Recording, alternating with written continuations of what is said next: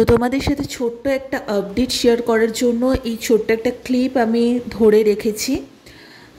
জানি যে অনেক জায়গাতে প্রচুর ক্ষয়ক্ষতি হয়েছে, স্পেশালি সমুদ্র নিকটবর্তী এলাকাগুলো তো খুবই দুর্যোগের মধ্যে রয়েছে। তাছাড়া কলকাতার বেশ অনেক জায়গাতেই কিন্তু খুবই জল টল জমে একাকার অবস্থা। তো তোমরা দেখতেই পাচ্ছ আমি রাতের বেলার মানে 26 তারিখ রবিবার দিন রাতের বেলার কিছুটা শর্ট আমি ক্যাপচার করেছিলাম, সেটার সাথে আজকে সকালে সারাদিনের যে কী সিচুয়েশন 27 তারিখের একটুখানি ছোট্ট ইনস্ট্যান্ট একটা ভিডিও করলাম তোমাদের সাথে। জাস্ট মনে হলো একটু আপডেটটা শেয়ার করা উচিত, তাই শেয়ার করছি। এখানে বলতে গেলে মোটামুটি সেরকমভাবে অতটাও হয়তো ক্ষয়ক্ষতি হয়নি, মানে মধ্যমগ্রামে অতটাও সেরকম কোনো ক্ষয়ক্ষতি হয়নি।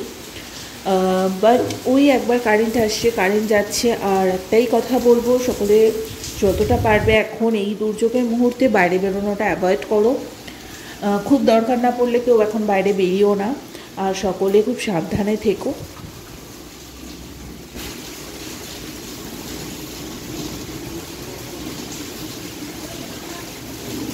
তবে এটা বলতেই হবে, আমফানের সময় আমরা যা ভয়ঙ্কর রূপ দেখেছিলাম, আমাদের এখানেও প্রচুর গাছপালা ভেঙে গেছিলো, কারেন্ট ছিল না, অনেক দিন প্রায় আমরা সাফার করেছিলাম এবং জলও জমে গেছিলো। সেই তুলনায় এবারেরটা এইখানে অন্তত অতটাও এফেক্ট পড়েনি, মানে মধ্যমগ্রামের সাইডে অতটাও সেইভাবে এফেক্ট পড়েনি। সো যাই হোক, ছোট্ট একটা আপডেট তোমাদের সাথে শেয়ার করে দিলাম। তোমরাও জানো তোমাদের ওইদিকে কীরকম সিচুয়েশন চলছে।